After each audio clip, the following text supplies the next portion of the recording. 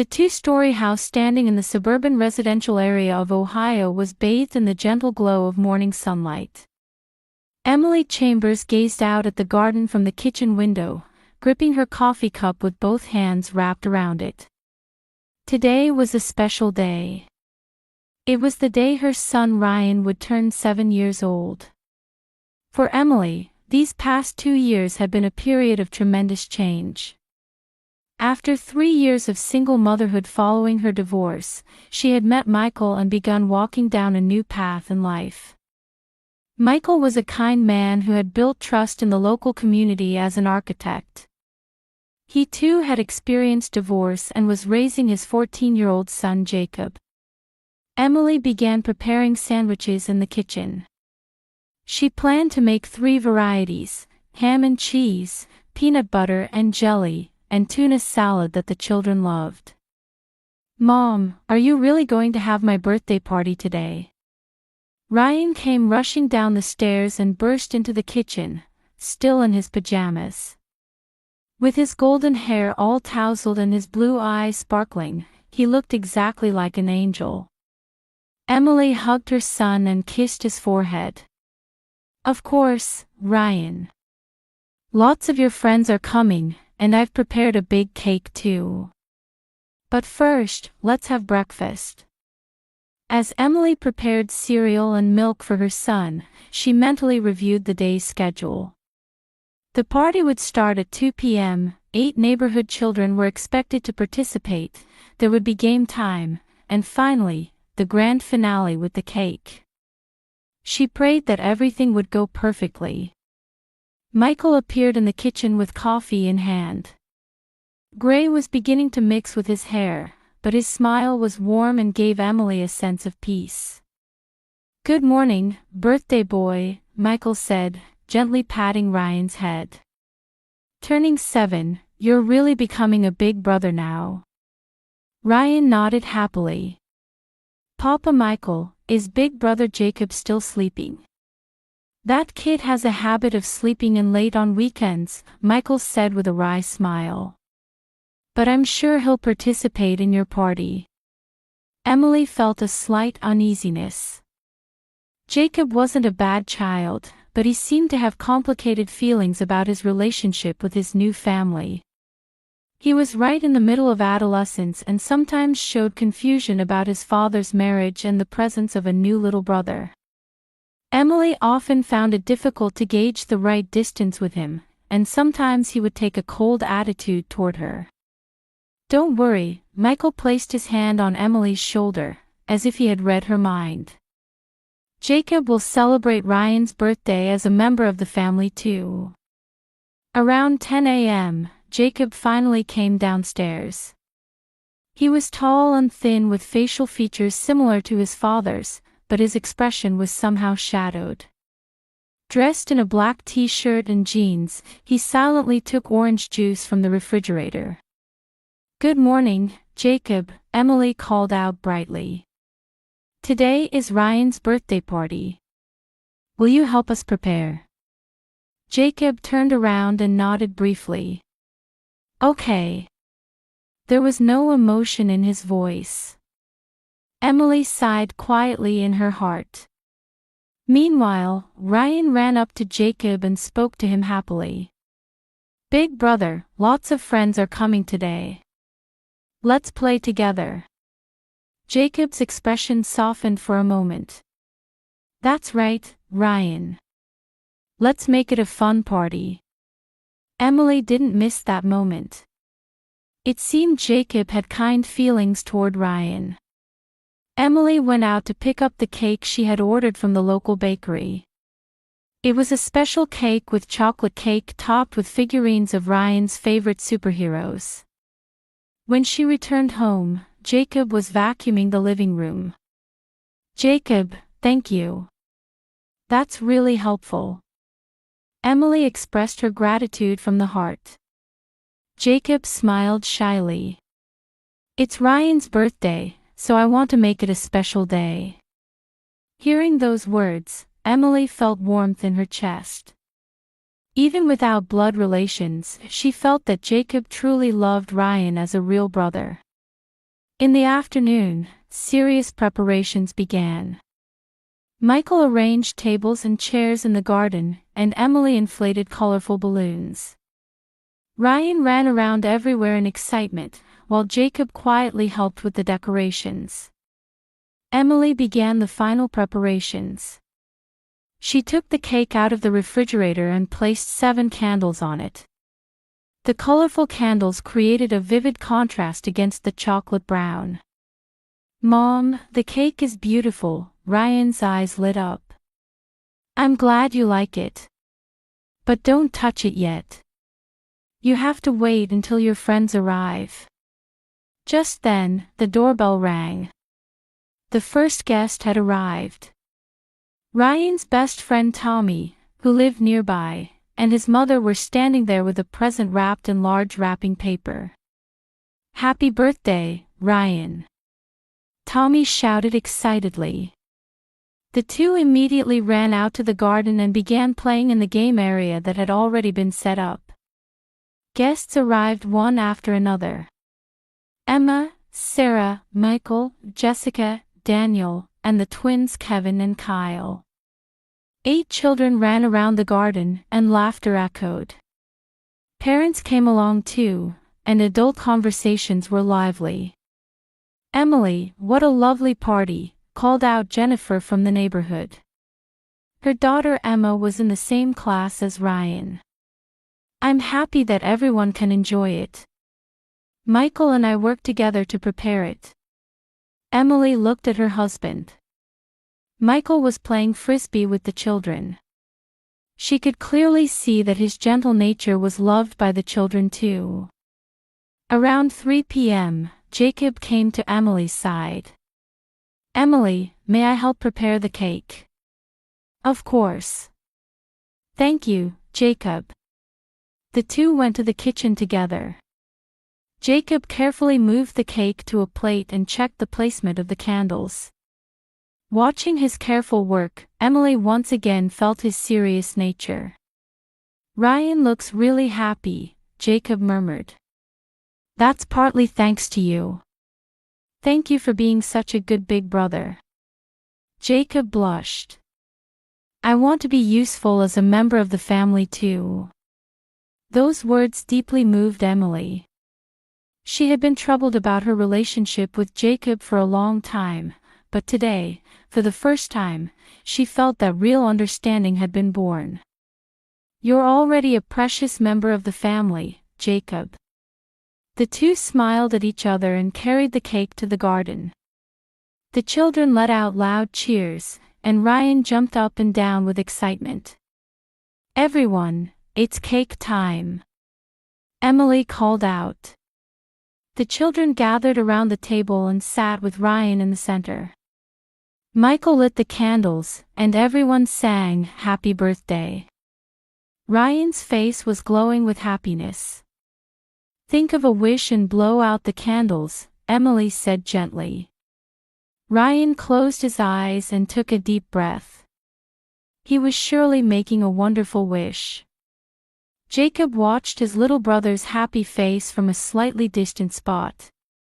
Ryan looked at the 7 candles and took a deep breath. The children around him fell silent, watching this special moment. Emily held up her camera, trying to capture her son's expression filled with his wish. When Ryan blew forcefully, all 7 candles went out at once. Loud applause and cheers rose from the children. "Well done, Ryan!" Michael called out happily. Emily picked up the cake knife and placed the first slice on Ryan's plate. The rich aroma of chocolate drifted through the garden, and the children's eyes sparkled. Jacob helped distribute cake to the other children. "Thank you, Jacob. That's really helpful," Emily said with heartfelt gratitude. She was feeling a special change in her stepson's cooperative attitude today. Ryan bit into the cake with a big mouth, laughing happily with chocolate around his lips. Seeing that innocent smile, Emily's chest felt warm. It was a moment when all the hardships she had endured seemed to be rewarded. However, when Ryan had eaten about half the cake, his expression suddenly changed. "Mom, I feel kind of sick," Ryan said in a small voice. Emily noticed that his complexion had turned slightly pale. "What's wrong, Ryan? Does your stomach hurt?" Emily rushed to her son's side. Ryan shook his head, but even that movement seemed somehow awkward. "It's okay, you're probably just too excited." Emily placed her hand on her son's forehead. He didn't seem to have a fever, but something didn't feel normal. At that moment, Ryan's body suddenly swayed. "Ryan!" By the time Emily screamed, her son had already slipped from his chair. Everyone in the garden fell silent in an instant. The children's laughter stopped, and the adults' conversations were cut short. Ryan collapsed on the ground, his body trembling slightly. The trembling was light at first but gradually became more intense. Emily tried to lift her son up, but when she saw Ryan's face at that moment, she was horrified. Her son's lips had turned blue-purple. "Michael, call an ambulance." Emily's voice was shaking. Michael immediately took out his cell phone and called 911. Ryan's eyes were hazy and unfocused. He had a vacant expression, as if he were looking into the distance. The trembling in his body wouldn't stop, and his breathing became shallow and rapid. "Ryan, can you hear Mommy's voice? Stay with me." Emily held her son on her lap and desperately continued calling to him.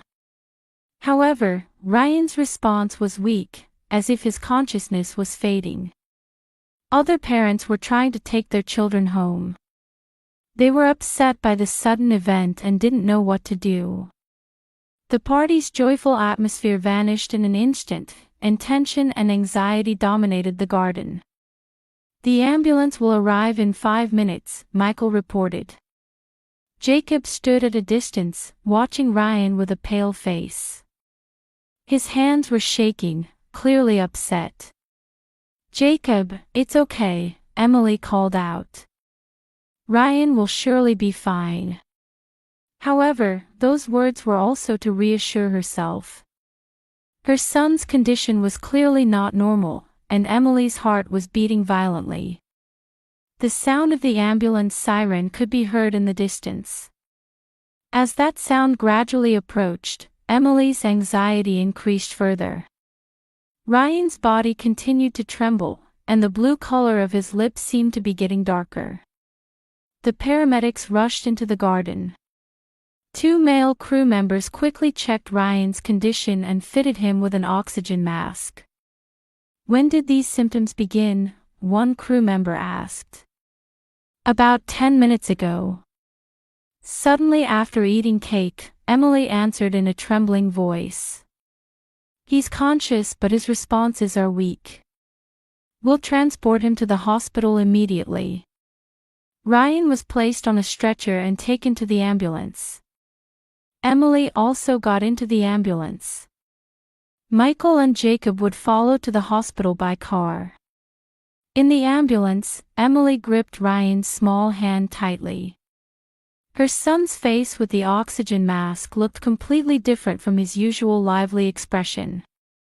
"Mommy is here with you. You'll be okay." Emily continued speaking to her son while holding back tears. When they arrived at the hospital, Ryan was immediately taken to the emergency room. Emily was told to wait in the waiting room and spent anxious time alone. 30 minutes later, Michael and Jacob arrived at the hospital. Jacob's face was ashen, clearly deeply shocked. "How is Ryan's condition?" Michael asked. "He's still being examined.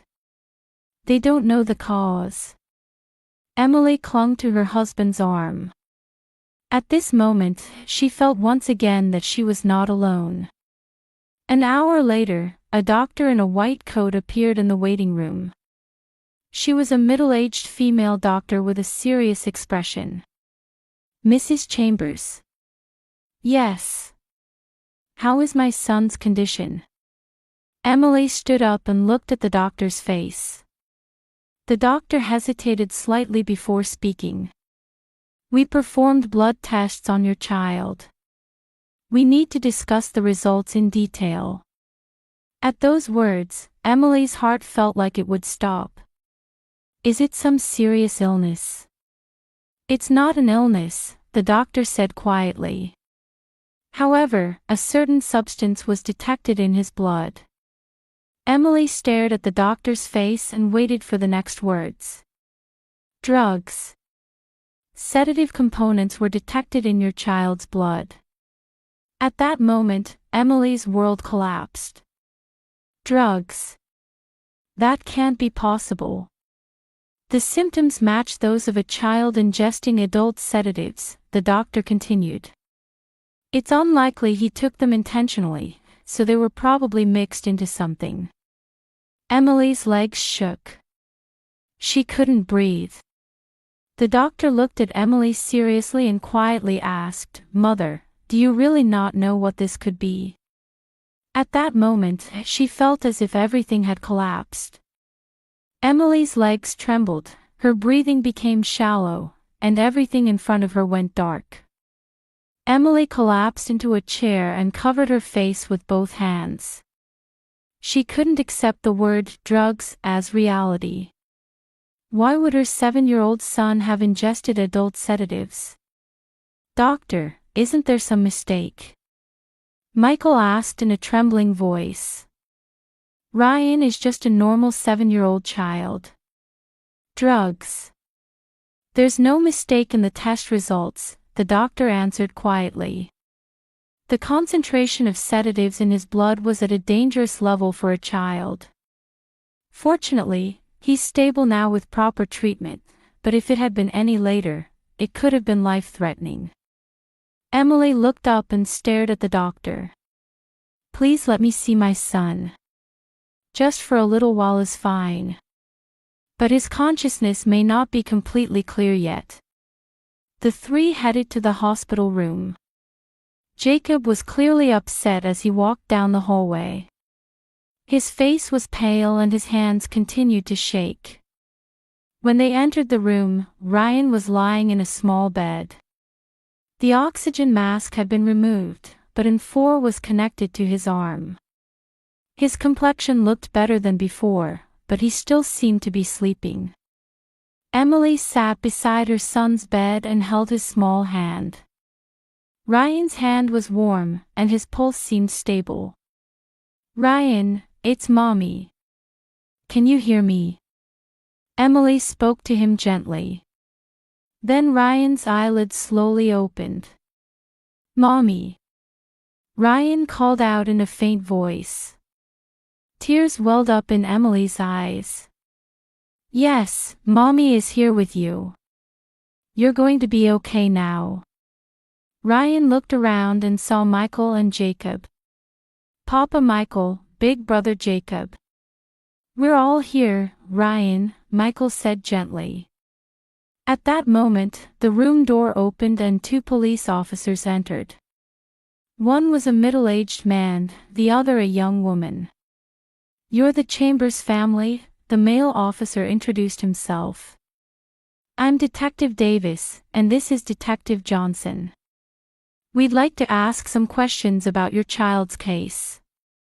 Emily was surprised that the police had come. Did the detection of drugs mean this would be treated as a crime? Tell us about today's party, Detective Davis asked. Participants, preparation of food and drinks, everything in detail. Emily and Michael explained the events from morning in detail. The names of the children who participated, the names of the parents, all the food that was prepared. Detective Davis took careful notes. Who prepared the cake? Detective Johnson asked. I bought it from the store in the morning and put the candles on it in the afternoon, Emily answered. And Jacob helped with the final touches. At that moment, Jacob's body stiffened. Emily noticed this but thought it was because he was nervous. Jacob, you helped prepare the cake. Detective Davis turned to Jacob. Yes, Jacob answered in a small voice. Can you tell us specifically what you did? I moved the cake to a plate and checked the position of the candles. Jacob's voice was trembling. Emily thought he was nervous about being questioned by the police. Was there anyone else who touched the cake? No, just me and Jacob, Emily answered. The police officers looked at each other. Then Detective Davis approached Jacob. Jacob, could we hear your story in more detail once more? In a separate room, with your father. Michael looked confused. Why just my son separately? It's procedure. We need to hear from all related parties individually. 30 minutes later, the separate questioning ended, and Michael and Jacob returned. Michael's face was pale, and Jacob looked like he had been crying. Did something happen? Emily asked worriedly. Michael tried to speak but couldn't find the words. Instead, Detective Davis explained. We obtained important testimony from Jacob. Unfortunately, he admitted that he voluntarily mixed sedatives into the cake. Emily couldn't believe her ears. That can't be possible. Jacob wouldn't do such a thing. However, Jacob looked up and nodded while crying. It's true, Emily. I did it. Heavy silence filled the hospital room. Ryan had fallen asleep again, and his innocent sleeping face emphasized the seriousness of the situation. Why? Emily's voice was shaking. Why would you do such a thing? Jacob began crying intensely. The complex emotions deep in the 14-year-old boy's heart had finally overflowed. I wanted to become a member of the family, Jacob said through his sobs. But Ryan was always getting all the attention, and I felt like I was being forgotten. Jacob, Michael tried to place his hand on his son's shoulder, but Jacob pulled away. Dad, Emily, everyone only cared about Ryan. No matter what I did, nobody noticed me, Jacob continued. So I wanted attention too. I thought if Ryan got a little sick, everyone would worry about me too. Emily was stunned. She couldn't understand that Jacob's motivation came from twisted jealousy born from love for his family. But I never thought it would become really dangerous, Jacob continued crying. I just thought he'd get a little sleepy. I didn't mean to hurt Ryan. Where did you get the drugs? Detective Davis asked. They were in Mom's medicine box, Jacob answered. Sleeping pills that my previous mom had left behind. Michael's face turned pale. He still hadn't disposed of the medication his ex-wife had left behind. Jacob, what you did is a serious crime, Detective Davis said sternly. Fortunately, Ryan survived, but one step wrong and this could have been attempted murder. At those words, Jacob cried even harder. Emily was hit by complex emotions. Anger, sadness, and at the same time, sympathy for Jacob. I love Ryan, Jacob shouted. I think of him as a real brother. So I wanted everyone to accept me as family too. At that moment, everyone in the hospital room was speechless. Love and jealousy, the need for approval and loneliness. The complexity of a 14-year-old boy's heart had caused such a tragedy. Ryan moved slightly on the bed. He hadn't fully regained consciousness yet, but seemed to be responding to his family's voices. 3 weeks passed. Jacob was sentenced to juvenile detention and would undergo a rehabilitation program. Emily couldn't sleep every night. A subtle distance had developed between her and Michael, and a heavy atmosphere pervaded the house. Ryan fortunately recovered completely and had started going to school again. However, when asked about that day, he would only shake his head and wouldn't say much. Emily sat on the living room sofa, staring at divorce papers. Michael had been a kind husband, but this incident had left deep wounds in their relationship. They didn't blame each other, but they didn't know how to move forward. "Mom, what are you looking at?" Ryan came home from school and leaned against Emily's knee. Seeing his innocent eyes, Emily quickly put the papers away in a drawer. "It's nothing, Ryan. When is big brother Jacob coming home?" At that question, Emily was at a loss for an answer. She had only explained to Ryan that Jacob was going to a special school. "It will take some time." "I want to see Big Brother," Ryan said with a serious expression. "Big Brother was worried about me, wasn't he?" Emily was surprised by her son's words. "Why do you think that?" "That day, before I ate the cake, Big Brother said, 'Ryan, it's okay.' It was a kind voice." At that moment, Emily felt a lump in her throat. Even while mixing in the drugs, Jacob had continued to hold love for Ryan. In the evening, Michael came home.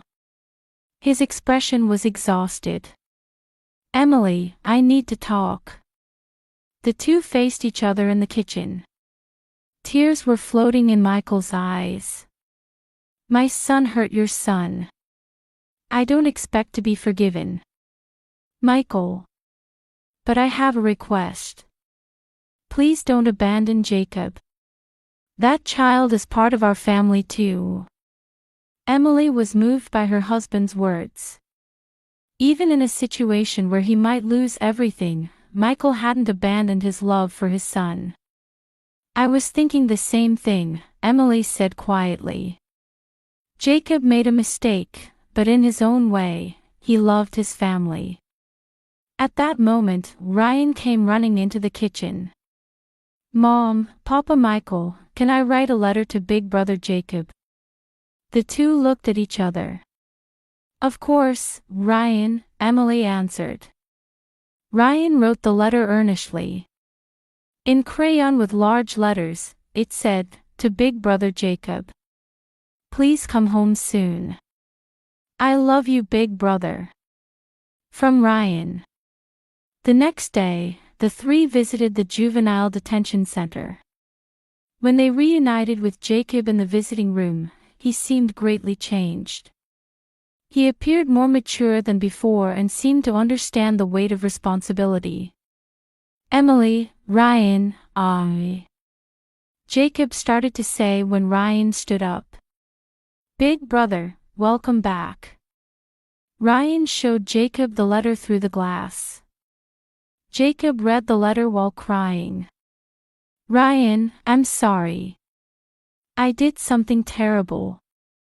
Big Brother is my family," Ryan said clearly.